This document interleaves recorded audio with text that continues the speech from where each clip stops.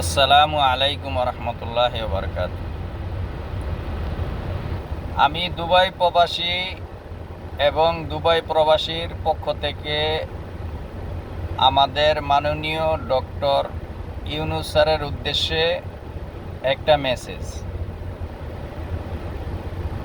আমার মেসেজটা এরকম যে আমরা কি দুবাই দুবাই প্রবাসীর পক্ষ থেকে কোনো রেমিটেন্স দেই না, আর আমাদের রেমিটেন্স দ্বারা কি বাংলাদেশে কোনো উপকার আসে না? যদি আসে, যদি দুবাই প্রবাসীর রেমিটেন্স দ্বারা বাংলাদেশের কোনো উপকার আসে, যদি আসে, তাহলে কেন আমরা এই দুবাই শহরে কেন এত অবহেলিত? কেন আমাদের ভিসা প্রসেসিং এখন বন্ধ কেন? আমরা প্রায় বাংলাদেশি এই দুবাইয়ের ভিতরে আছি প্রায় 1 মিলিয়নেরও বেশি। কেন আমরা এত অবহেলিত? আমার প্রশ্ন ডক্টর ইউনূস স্যারের কাছে। আমরা জানি আপনার অনেক অনেক সম্মান, আপনাকে লাইক করে অল বিশ্বে সব দেশের প্রেসিডেন্ট আপনাকে লাইক করে, আপনাকে পছন্দ করে। আমরাও আপনাকে পছন্দ করি, আমরাও আপনাকে ভালোবাসি, অন্তর দিয়ে ভালোবাসি।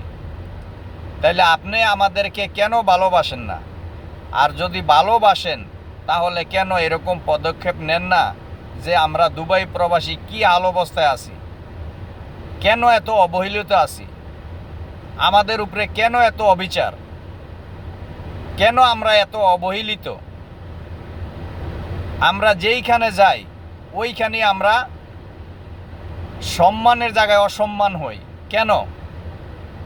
আমরা 1.5 মিলিয়ন, প্রায় 1 মিলিয়নের বেশি প্রবাসী আছি। আমরা সবাই কি খারাপ?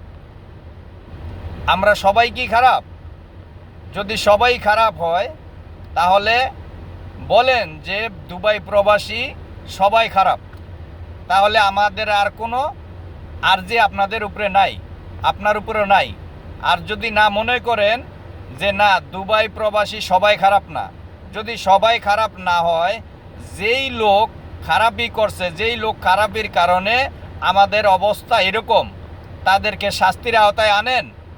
আর যারা ভালো আছে, যারা সঠিক রাস্তায় চলতে চায়, তাদেরকে সঠিক রাস্তায় চলার মতো সুযোগ করে দেন।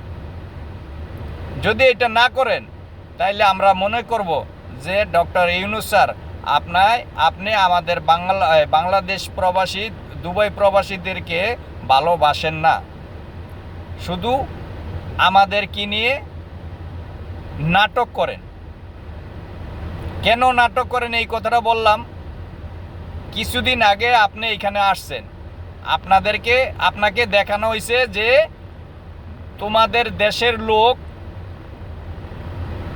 ভুয়া সার্টিফিকেট দ্বারা এইখানে ভিসা সাবমিট করে, ভুয়া সার্টিফিকেট দ্বারা এখানে জব করে।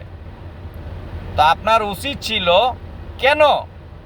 কেন ভুয়া সার্টিফিকেট দ্বারা এখানে জব করে, কেন ভুয়া সার্টিফিকেট নিয়ে ভিসা সাবমিট করে? আপনার এটা জানার দরকার ছিল। আপনি প্রশ্ন করছেন কি না তা জানি না। আর যদি আপনি প্রশ্ন করেই থাকেন, তাহলে এটার রেজাল্ট কেন আসে না? আজকে আমার প্রশ্ন, যে চোর তার শাস্তি হোক, এটা সবাই চায়। যে চুরি করছে তার শাস্তি হোক। তাহলে প্রবাসী সবাই কি চোর? সবাই কি বাটপার? আমার প্রশ্ন আপনার কাছে রেখে গেলাম। সবাই যদি চোর হয়, সবাই যদি বাটপার হয়, তাহলে আমাদের সাথে, আপনিও একজন বাঙালি, আমি আমার জন্মস্থান আমার বাংলাদেশ, আপনিও একজন বাংলাদেশি। যদি সবাই ভালো হয়, তাহলে মনে করবো আপনিও ভালো। আর যদি সবাই চোর হয়, তাহলে মনে করবো এর সাথে আপনিও জড়িত আছেন বুঝায় আপনি কিছু করতেছেন না। প্লিজ আমাদেরকে নিয়ে একটু ভাবুন, আমাদেরকে নিয়ে চিন্তা করুন। আমরা কেন এত অবহেলিতভাবে আছি? কেন আমাদের এত কষ্ট, কেন এত আমরা অপমানিত?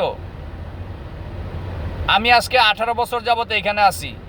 আমার চাইতে বড়, আমার চাইতে জন্মের আগেও এখানে আছে। সবাই প্রবাসী, সবাই প্রবাসী। হ্যাঁ, কিছু সংখ্যক লোক আছে যারা গোল্ডেন ভিসা নিয়ে আছে, যারা বড় বড় বিজনেসম্যান, তাদের সম্মান আছে।